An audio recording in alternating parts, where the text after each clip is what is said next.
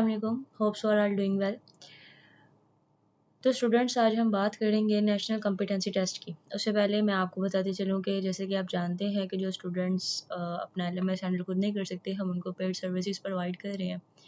और job holders को ख़ास तौर पे जो अपना LMS एक्टिविटीज़ को नहीं देख सकते डेली बेस, वो हमसे पेड सर्विसेज ले सकते हैं और हमारी टीम से कॉन्टेक्ट कर सकते हैं।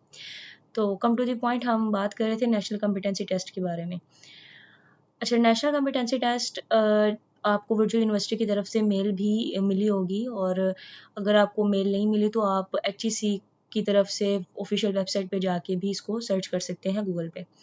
बट हम इसमें पूरे प्रोसेस को आपके साथ शेयर करने वाले हैं और आपको बताएंगे कि इसकी तैयारी हम कहाँ से करेंगे और इसका एलिजिबिलिटी क्राइटेरिया क्या है। स्टार्ट करते हैं।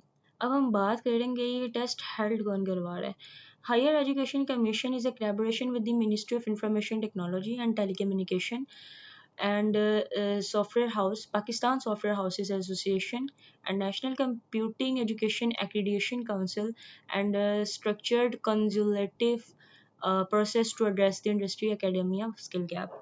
So इस चीज़ का मतलब ये है कि HEC और ये तमाम इदारे कंबाइन होकर जो है वो 7 और 8 सेमेस्टर के लिए HEC ने जो है ये टेस्ट को हेल्ड किया है for only 7 and 8 semester students.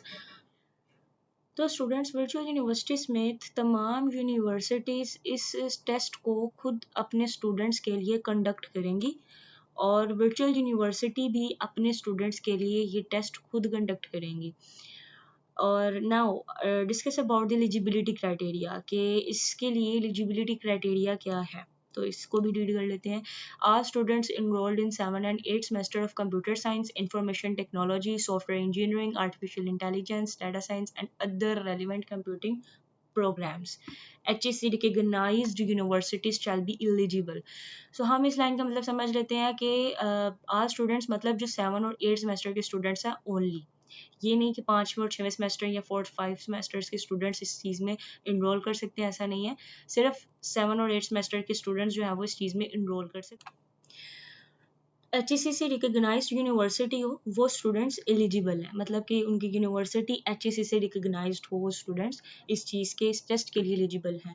ऐसा नहीं है इस क्राइटेरिया में कोई CGPA डिपेंड करता है कि CGPA आपका ज़्यादा है या कम है, डजेंट मैटर, आप टेस्ट दे सकते हैं। और इसमें स्टूडेंट्स का क्वेश्चन होता है कि जो है वो कंप्यूटर साइंस के स्टूडेंट हैं बट रेलिवेंटली वो बात कर रहे होते हैं कि हम आर्टिफिशियल इंटेलिजेंस के स्टूडेंट्स हैं, डाटा साइंस के स्टूडेंट्स हैं, तो क्या हम एलिजिबल हैं। तो इसका यही आंसर है कि सिर्फ और सिर्फ डिपेंड ये करता है आप कंप्यूटर साइंस के स्टूडेंट हैं, डजेंट मैटर कि आपकी डिग्री प्रोग्राम क्या, IT है, इंजीनियरिंग सॉफ्टवेयर इंजीनियरिंग है, सॉरी डाटा साइंसेज है, कोई भी है, डजेंट मैटर, आप इस चीज़ के लिए एलिजिबल होंगे। इसी के साथ अगर मैं थोड़ी सी आपसे इस टेस्ट के अबाउट इम्पोर्टेंस की बात करूं, तो इस टेस्ट की इम्पोर्टेंस ये है कि HEC की जो फोकल पर्सन के साथ मीटिंग हुई थी, उस मीटिंग में HEC ने इस चीज़ को वाज़ेह किया था कि 7 और 8 सेमेस्टर और होल डिग्री पे 1 क्रेडिट आवर जो है वो वर्चुअल यूनिवर्सिटी के स्टूडेंट्स के साथ रिलेट करता है। एंड मोर ओवर के बेनिफिट क्या होंगे इस टेस्ट को देने के, बेनिफिट ये है कि अगर आप इस टेस्ट को पास कर लेते हैं अच्छे नंबर्स के साथ, तो आपके रिकॉर्ड में ये टेस्ट पास में शो होगा, और अगर आप किसी सॉफ्टवेयर हाउस या फर्दर किसी गवर्नमेंट जॉब के लिए अप्लाई करते हैं तो आपके लिए ये हेल्पफुल होगा टेस्ट। अगली बात हम करेंगे कि आपका सिलेबस जो है वो क्या होगा और आपको टेस्ट कहाँ से आएगा। तो जहाँ HEC ने इस टेस्ट को हेल्ड किया, वहाँ पे HEC ने, मैंने पहले से ही सर्च करके रखा हुआ है, वहीं HEC ने अपनी ऑफिशियल वेबसाइट के ऊपर इसका सिलेबस भी सबके साथ शेयर किया हुआ है। अगर आप गूगल पे जाके सर्च करेंगे नेशनल कॉम्पिटेंसी टेस्ट सिलेबस, तो आपको जो है वो HEC की ऑफिशियल वेबसाइट के ऊपर इसका सिलेबस भी शो होगा। तो हम थोड़ा सा सिलेबस को डिस्कस कर लेंगे कि computer networks and cloud computing में से 10% आपको सिलेबस आएगा इसका, जिसमें सारे टॉपिक्स जो हैं वो लिखे हुए हैं।